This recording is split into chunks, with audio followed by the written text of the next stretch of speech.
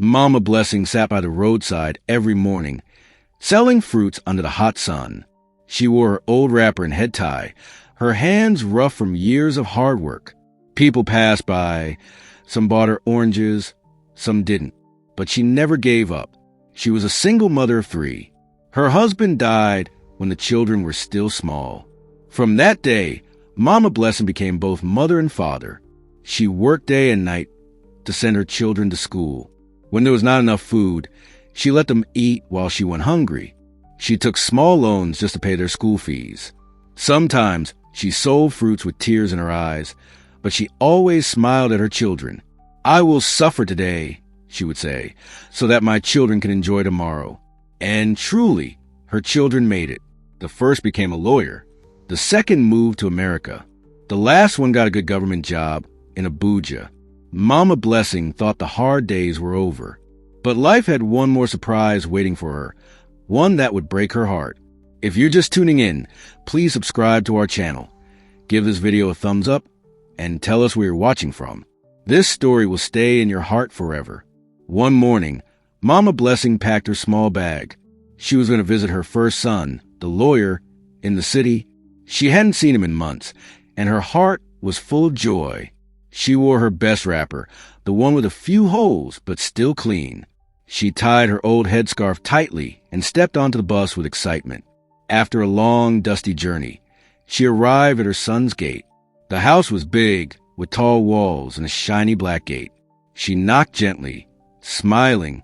The gate opened, and a young woman stood there. It was her son's wife. The woman looked at Mama Blessing from head to toe, her face full of disgust. "Who are you?" she asked coldly. "I'm Mama Blessing," she replied with a smile. His mother. The woman didn't greet her. She just turned and shouted, "Your mother is here." Mama Blessing's son came out, looking uncomfortable. He didn't hug her. He didn't smile. "Let her stay in the boys' quarters," he told the maid. "I'll talk to her later." Mama Blessing stood there, shocked. This was not the welcome she expected. Her heart began to feel heavy. That evening, Mama Blessing was invited to a dinner party at her son's house. His friends were coming over, lawyers, bankers, big men and women from the city. Mama Blessing was nervous, but happy. She wore the same wrapper and head tie.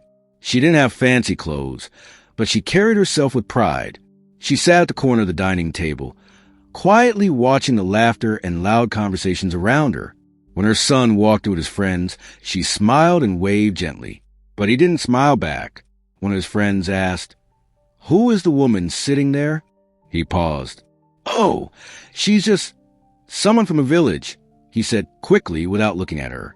Mama Blessing's heart dropped. She was his mother, the woman who gave up everything for him. But he had introduced her as nobody.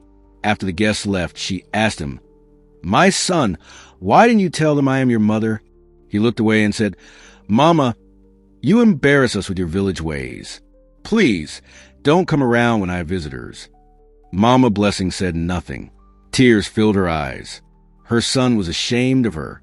The next morning, Mama Blessing woke up early. She couldn't sleep much after what her son said. She sat on the bed in the small boy's quarters, holding her wrapper close, wiping silent tears from her face. She had dreamed of this visit for so long. She thought her son would hug her, show her love, introduce her with pride. But instead, he hid her, treated her like a stranger. She didn't ask for anything. She only wanted to see him, to sit near him, to be called Mama with joy. Without waiting for breakfast, she packed her small bag. She went to the gate and told the security man, "Please tell my son I'm going back to the village." The man looked surprised but nodded. No one stopped her. No one asked her to stay. She entered the bus with a broken heart. The road back to Okigwe felt longer this time. Every bump on the road felt like a reminder that love had changed. When she reached her small home, she sat down and whispered to herself, "So this is what motherhood becomes when they forget." Days passed after Mama Blessing returned to the village. She tried to stay strong. She swept her compound, watered her small garden, and fried plantains to sell by the roadside. But inside, her heart was heavy. She missed her children. One afternoon, She picked up her small phone and dialed her first son's number. Asterisk, this number is not reachable. Asterisk. She tried again. Nothing. She dialed her second son, the one in America. His phone rang once, then went straight to voicemail. She left a message. My son, it's Mama. I just wanted to hear your voice. She waited. No call back. She tried her daughter, the one in Abuja. Asterisk. You have been blocked by this user. Asterisk. Mama Blessing sat down slowly on her wooden bench. Her hands began to shake. Her children had blocked her. All of them. The very people she gave her life for. The ones she starved to feed. She looked up to the sky and whispered, What did I do wrong, Lord? Why are my own children ashamed of me? The wind blew softly through the trees, but no answer came. Only silence. Mama Blessing's house grew quieter each day. No more phone calls, no more laughter, no messages. Just the sound of her footsteps and the birds that perched on her roof. She still went to the roadside to sell fruits. But now, her smiles were forced. When neighbors asked about her children, she simply said, They're fine, busy with work. She didn't want anyone to know the truth. At night, she sat on her bamboo chair, staring into the dark. She remembered their childhood, how she carried them on her back, how they used to run to her after school shouting, Mama, Mama.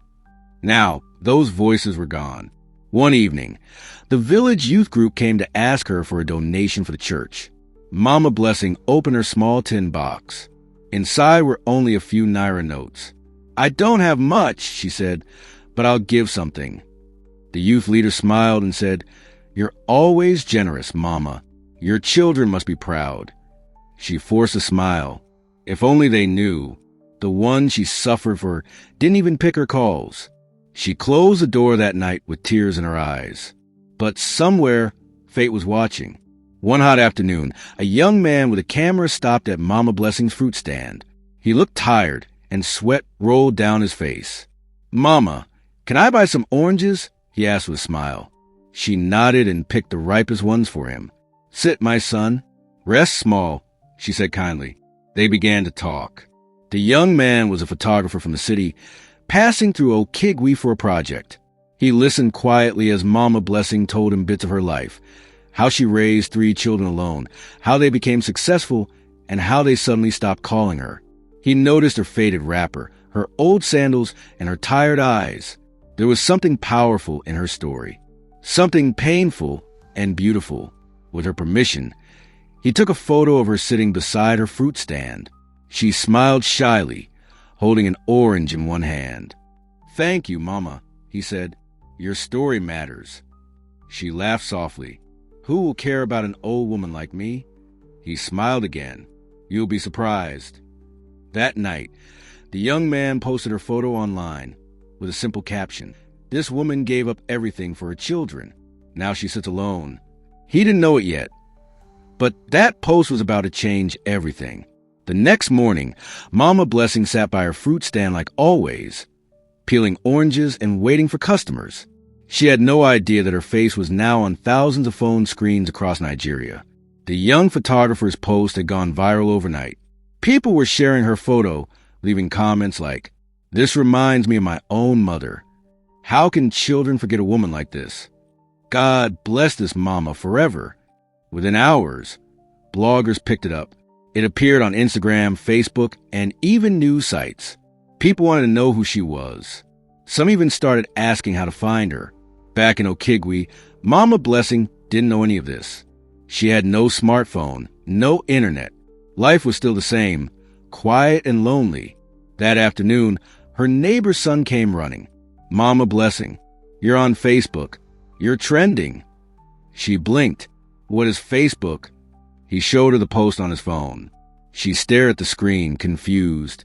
Why would anyone post my picture? She asked softly. The boy smiled. Because people see your strength, Mama. The world is watching you now. For the first time in weeks, Mama Blessing smiled with hope. 2 days later, something unexpected happened. A big black SUV drove into Okigwe. It stopped right in front of Mama Blessing's fruit stand. The villagers gathered around, whispering and watching. A young woman stepped out, dressed in a smart suit. She walked up to Mama Blessing with a warm smile. "Mama Blessing?" she asked. "Yes, my daughter. Who are you?" Mama said, confused but polite. "I work with the Otago Foundation. Our chairman saw your story online. He was deeply touched. He asked me to come find you." Mama Blessing looked around, unsure if it was a joke. "We want to help you," the woman continued. "The world needs to hear more of your story, and we want to give you something back for all the love you gave your children." Mama Blessing covered her mouth in shock. Tears gathered in her eyes. "I don't understand," she said. "You don't need to. Just come with us. Your life is about to change." The crowd clapped and cheered as Mama Blessing was helped into the SUV. She looked out the window as the car pulled away. She whispered, "God, is this really happening?" "Yes, Mama, your time had come." For the first time in her life, Mama Blessing entered a hotel with air conditioning. Her eyes widened at the shiny floors, the elevators, and the people who greeted her like a queen. She was taken to her room, given new clothes, and treated with kindness. Then, she was brought into a studio for an interview. Cameras, bright lights, microphones. The host smiled at her. "Mama Blessing, thank you for joining us. Tell us your story." She held her wrapper tightly and spoke slowly. Her voice cracked with emotion, but her words were powerful. "I raised my children with suffering. I sold fruits, went hungry, borrowed money. I did everything for them to succeed. But when they made it, they left me behind. They blocked my calls. I became a stranger to the ones I gave my life for." The studio was silent. Even the cameraman stopped to listen. She ended with a soft sentence. "But I still love them. I pray for them. I'm just a mother." By the time the interview ended, tears were in everyone's eyes. That night, the video went viral. In Abuja, Mama Blessing's youngest child, David, was scrolling through his phone when he saw her face on a viral video. He paused. "Mama," he whispered. He clicked play. As he listened to her speak, guilt hit him like a storm. Memories of her struggling, sweating by the roadside, carrying him to school, sleeping hungry, all came rushing back. In Lagos, her first son, the lawyer, also saw the video. He was with his wife and friends. The room went quiet as her words played. Asterisk, "They blocked me, but I still love them. I'm just a mother." Asterisk, his friends turned to look at him. "Is that your mother?" He couldn't answer. His throat was dry. His wife stood up and left the room, ashamed. And in America, her second child, Amanda, watched the video at work. She broke down in tears. She had been so caught up in life that she forgot the woman who gave up her own life for them. All three of them felt the same thing, shame. They had forgotten their roots. Now, the world was watching, and Mama Blessing's face was a mirror they could no longer ignore. Mama Blessing was sitting on the hotel balcony, sipping tea quietly. She was still trying to understand her new reality. People greeting her, offering her food, calling her Mama the Nation. She didn't ask for fame. All she ever wanted was love from her children. That afternoon, a knock came at her hotel door. She opened it and froze. Standing there were her 3 children, David from Abuja, Amanda from America, and her eldest son, the lawyer from Lagos. They looked nervous, ashamed, and broken.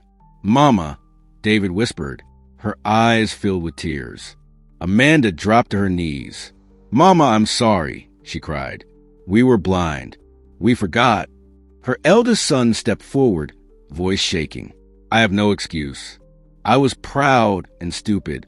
Can you forgive me?" Mama Blessing looked at them for a long moment. Then she opened her arms. "My children," she said softly, "I've been waiting for you." They ran into her arms, weeping like children again. In that moment, it didn't matter how far they had gone. They had come home, and a mother's heart finally found peace.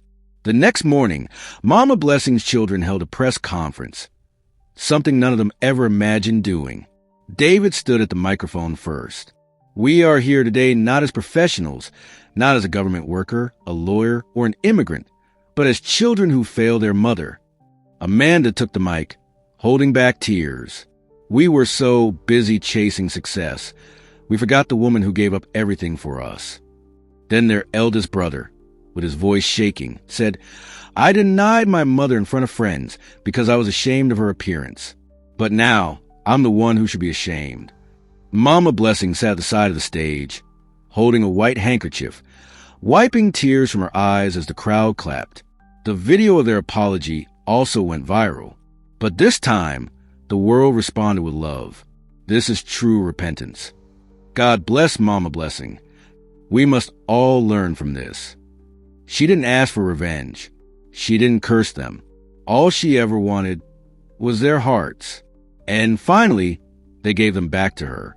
Weeks after the public apology, Mama Blessing's life changed again. This time, in a big way, the Otago Foundation, together with her children, decided to build her a brand new house in Okigwe. A beautiful, modern bungalow with tile floors, a kitchen filled with food, a soft bed, and even a small sitting room with flat-screen TV.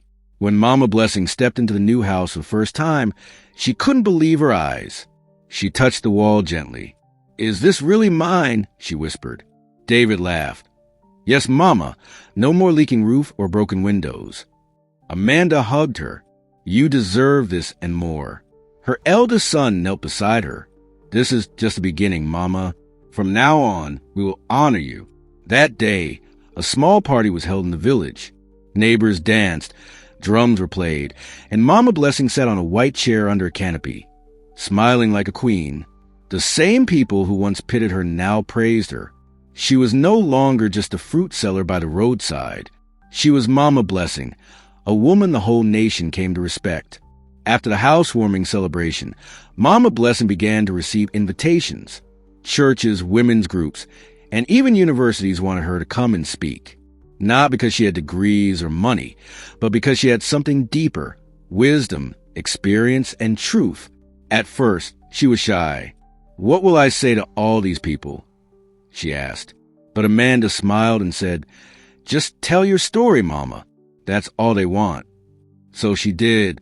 At her first event, she stood in front of a hall full of young people and said, I didn't go to school, but life taught me everything. I gave my children my back so they could stand tall. But when they stood, they forgot who carried them. The room went silent. She continued, but I didn't curse them. I waited, and God brought them back. That night, clips from her speech went viral again. People called her Mama Wisdom.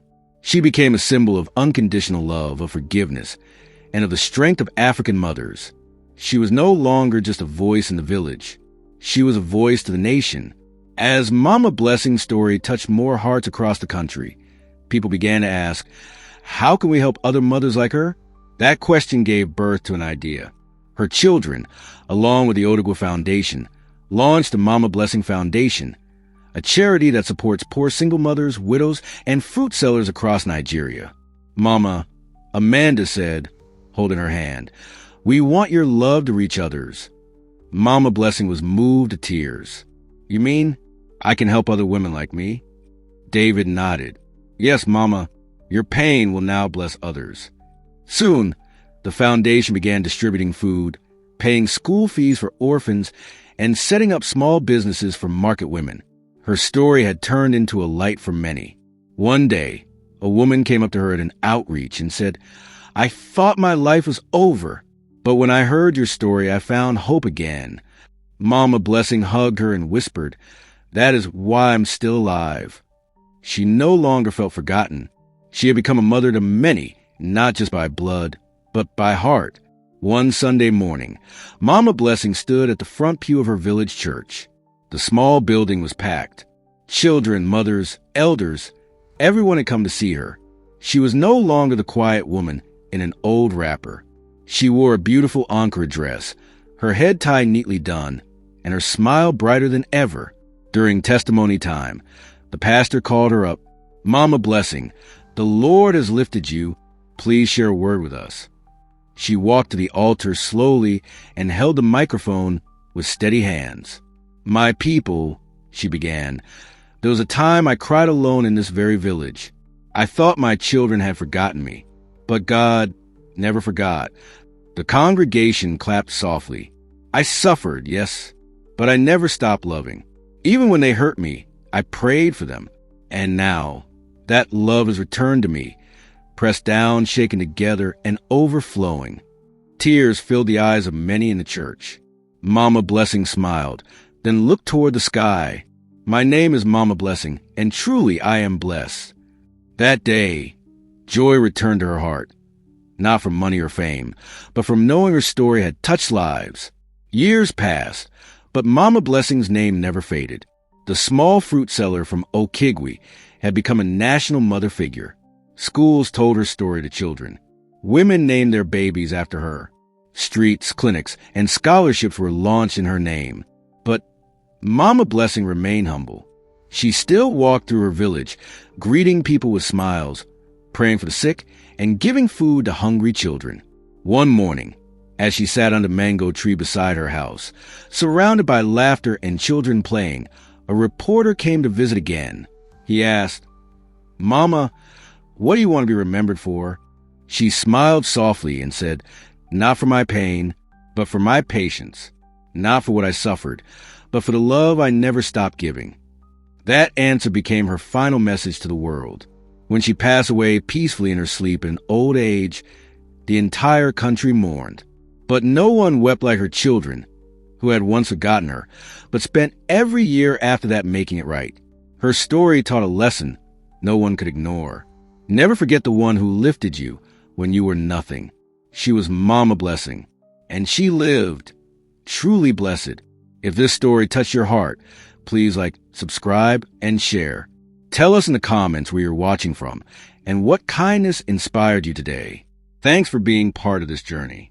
Until next time, remember, a small act can change a world.